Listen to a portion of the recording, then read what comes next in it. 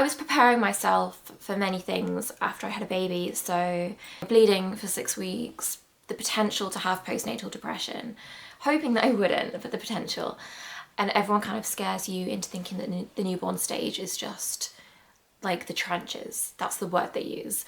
And I think for a lot of people it is. Honestly, I have learnt that it is really not just black and white. There is so much more to my postpartum journey. Some of my points in this video may resonate with a few people, may not with others. So I'm just gonna get stuck into it. These are just some of the things that I wish that I kind of knew before I had a baby. Just feel like I would have been better prepared. Okay, so the first thing I'm going to mention is something that I had actually seen people talk about online, but it was sort of one of those things that you don't really think about until you actually go through it. And that is the feeling after giving birth. So I gave birth the old-fashioned way, if that's what you want to call it. And there is really a feeling of a weight in your pelvic area and no muscle control. I couldn't even feel my muscles. And I remember being really upset about it, thinking that this was my life now, and just want to say that I am 6 months down the line and it is not my life now. Like, I've pretty much back to normal. But I think I wrecked the heads of literally every single midwife on my ward and every doctor who came to visit, just basically almost in tears because my pelvic floor is just ruined and I don't know if it's ever going to be normal again. And they were assuring me that I had literally only given birth a day or two ago and it's completely normal, but I have anxiety. There are ways that you can drastically improve this, and they will tell you this at the hospital. They should also tell you this in your prenatal appointments. There are 3 words I just want to stress: pelvic floor exercises. Trust me, you will want to do these and when you're pregnant, because it was a feeling that really alarmed me. It didn't improve overnight. The good thing is they're so easy to do and they're really accessible. If you find that you haven't done those, or you have done and you know you still feel like your pelvic floor is in quite a bad place after you've had a baby, I'm just speaking from my experience here, but when I was in the hospital I had a physio visit me, I think because I had basically cried just about to every midwife I could find. They had the women's health physio come and visit me, kind of talk to me, and she booked me in for 6 weeks postpartum and checked me over. So pelvic floor exercises can also help you avoid prolapses. I won't go into a prolapse if you don't know what it is, but just look it up. So something else, this is quite a personal one. It may resonate with some people, it may not. But if it does and you feel like you're the only one who feels this way, you're really not alone. I felt very, very vulnerable when I was on the ward. Now, obviously, I think most women who have had a baby feel that way. It is a massive thing to go through. But vulnerable in the sense that I honestly felt like a 16-year-old girl. Like, I'm 31 and I felt like I was annoying the midwives. I just felt really out of my depth, and I don't know if I have a solution for that one, if I'm completely honest, because I think that's obviously it's a very personal experience, a very different experience for everyone. But I just kind of want to give that reassurance that you're really not alone in how you feel. The midwives and the doctors are there to help you. You don't need to worry about how many questions you're asking them. Having a baby is a huge thing and you are doing an amazing thing. I'm very passionate about this one because it's still something I'm kind of going through, like, internally. I just wish I could give my freshly postpartum self a massive hug when it comes to this one. I really didn't expect that I would have a lot of issues advocating for myself. And if you are becoming a parent for the first time, you will come to see that everyone wants to meet your baby. People will want to hold your baby, they will want to touch your baby, and it is okay to say no. And I really wish that I had the strength to say no, because I said yes to many things that I wasn't ready for. So visitors in the hospital, it is a lot to go through on the day that you give birth. I was exhausted. I actually hadn't slept properly in 2 days. My labour was exhausting.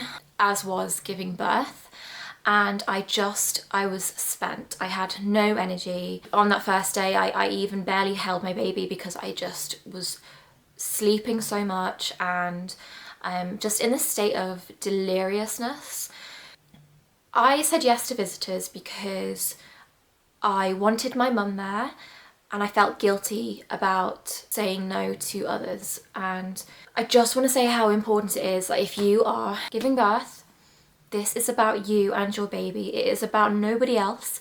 You are physically and mentally drained. Your body is probably a little bit broken, and people need to respect your boundaries and not take it personally if you don't want them visiting you. This also goes for when you get home, because people are going to want to visit, most likely pretty much straight away. That was something I didn't want because I wasn't ready.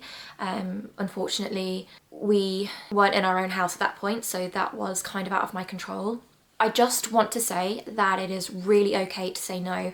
I still struggle to say no, but the way to get around this is, if you are finding it difficult, you know, just to set boundaries with people, see if someone can do that for you. So my partner has been my voice a lot of the time in situations where I felt really uncomfortable, and he has set the record straight so that I haven't had to. Look, if people get funny about it, that is their problem.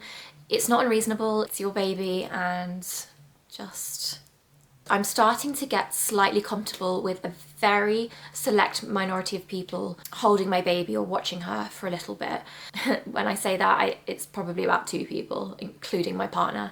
I have found that the people I'm most comfortable with are the people that aren't pushy, the people that wait until I offer her, if I do, and if I don't, it's not a problem. People that are just happy to spend time with her without having to hold her. It's something that can make the mother very uncomfortable and the baby. Like, it's very important, this relationship and this bond between the mother and the baby. And I know people mean well, but a lot of the time it's really important for the mother and the father to have that time to bond with the baby. It is perfectly reasonable to say no to visitors for a couple of weeks, a couple of months. If they are true friend, true family member, they will understand and they will respect that. And if people don't respect your boundaries, then you don't have to put up with that, basically. So that point kind of leads me on to the next one, which is feeling really stressed when people hold my baby. Now, I always assumed that when I had a baby, I would be passing her around, I would be excited to have visitors, and it really didn't go that way. You know, whenever I passed her over to someone, my whole body would just completely tense up. I would just feel quite distressed. I know that can sound dramatic, but that's honestly how I felt. You know, you wouldn't take a bear cub from a bear. Mothers all have that same biological drive. That's what my thoughts are anyway. I would always be too anxious to ask for her back. Yeah, it was something that I really wasn't okay with, and I really actually regret passing her around the day she was born to visitors at the hospital. Not because, you know, this is not a personal insult to anyone that I know. I just know how I felt and how tiny and vulnerable she was. Hindsight's a funny thing, but yeah. We are now 6 months down the line, and I'm still a little bit, well, quite a bit anxious about passing her over.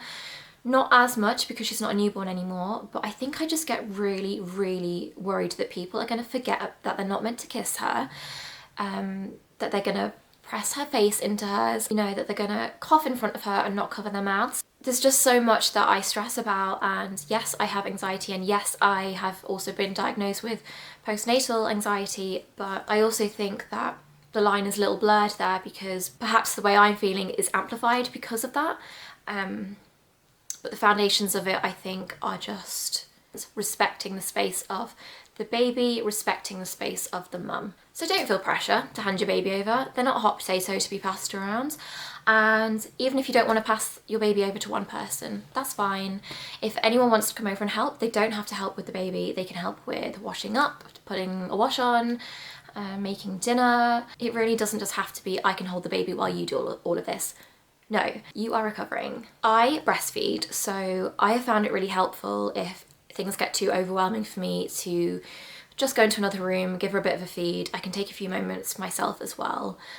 If you don't breastfeed, you can simply say you just want to bottle feed your baby in a quiet place. There are so many things that you can say that will kind of give you a way out.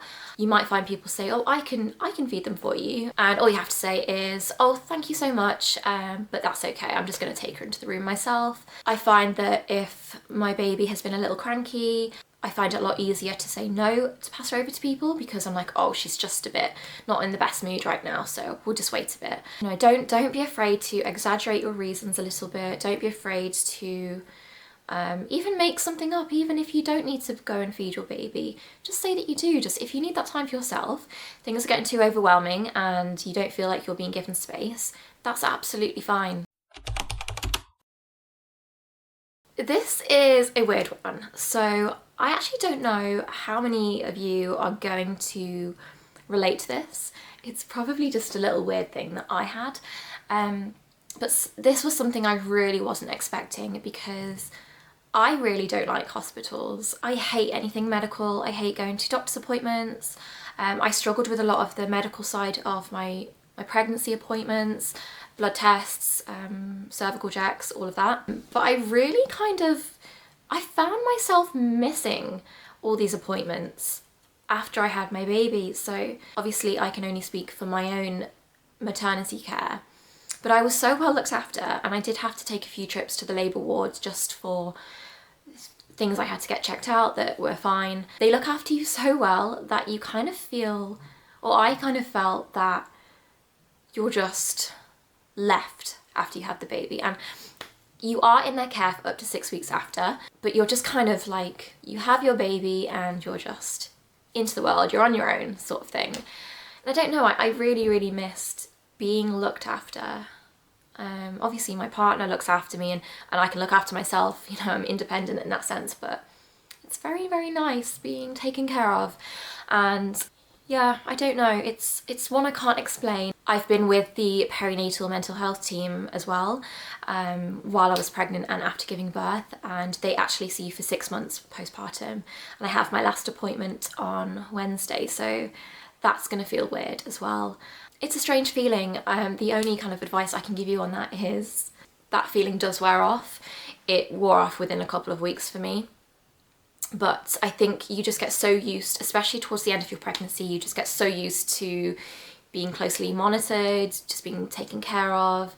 The toast and jam and tea that they give you in the hospital is just on another level. It's not really about the toast and jam, but I thought I just have to mention that. I really was not expecting to feel that way. So the next one is all about the newborn stage. So I was fully expecting that it was gonna hit me like a ton of bricks, just how difficult it was going to be. But I absolutely loved it.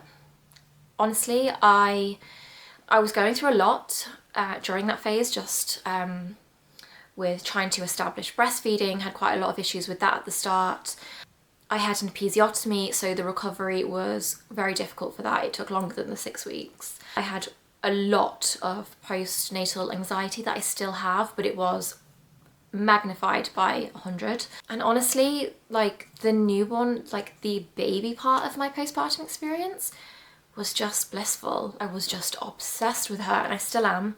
And I think it really did help having my partner off. Over here in Ireland, you get 2 weeks paternity leave. I think it's the same in the UK. Obviously, I don't really know what it's like in other countries. He also used 2 weeks annual leave to take after those 2 weeks, so I had a whole month off with him, which was so helpful. And yeah, it's just, it's a lot like being a parent, and I am with my daughter a lot by myself during the day.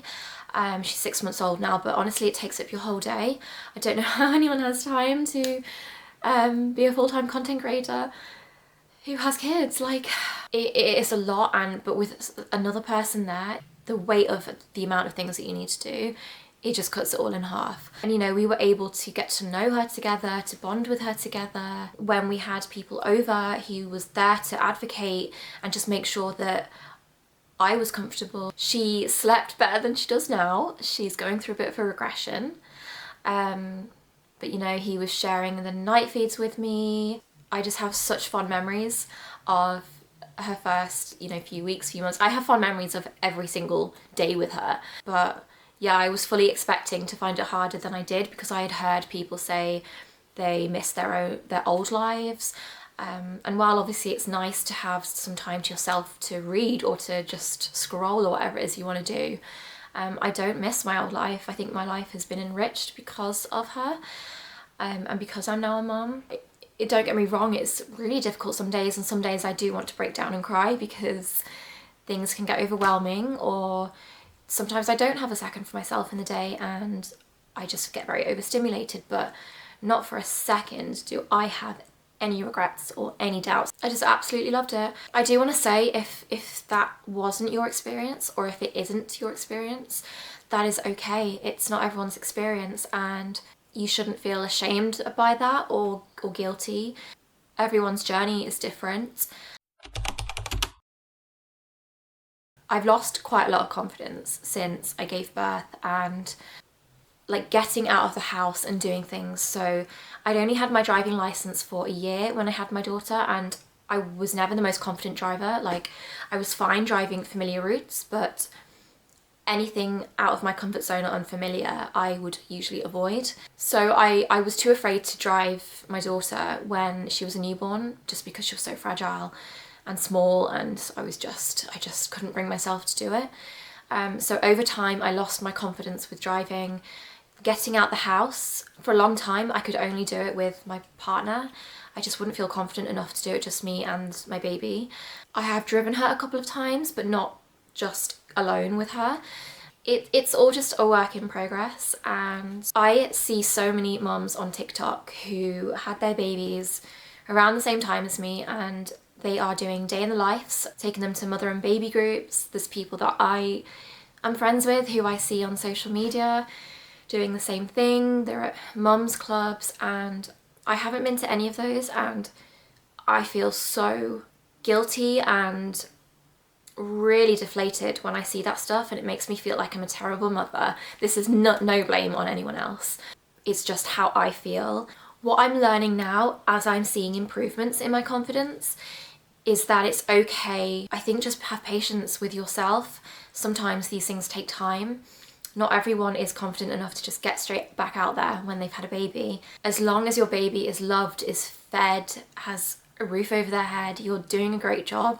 A lot of the time in those first few months, these outings are more for you than for the baby, because the baby has no clue what's going on. This is more for your mental health. So that also gives me some consolation, because as long as she's happy, and she really is, you know, then that's all that should matter.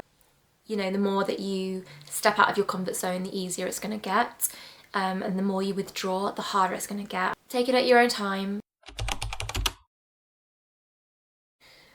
So I did not expect how difficult it was going to be to leave the house. I knew this to a certain extent, but it literally can take me 2 hours to leave the house if I'm just going to the shop down the road. And that's because, you know, you have to get yourself ready, you have to get your baby ready, nappy changed, then she may need a feed, then she may fall asleep and have a nap, then she'll wake up, she'll need a nappy changed again, she'll need another feed. You have to consider, are they going to need a feed when we get out, you know, if you're going for longer stretches. Honestly, be prepared. Like, that's all I'm going to say. Maybe if you know that you're going out the next day, just load up the car as much as you can the night before. Pack the nappy bag beforehand so that you're not running around doing it just before you have to leave. It's chaotic, but you just have to roll with it. If I wish I'd been given advice beforehand, and I was, but if I could go back to myself before I'd had my daughter, I would say do pelvic floor, don't be afraid to advocate for yourself, be patient with yourself, and don't compare yourself to others. And that is something that I meant to say when I was talking about feeling guilty about not getting out of the house more or losing confidence. So do not compare yourself, because comparison is the thief of joy. Thank you so much for watching this video. I do hope it helped. I would really appreciate it if you could like this video and subscribe, and I hope to see you in the next one.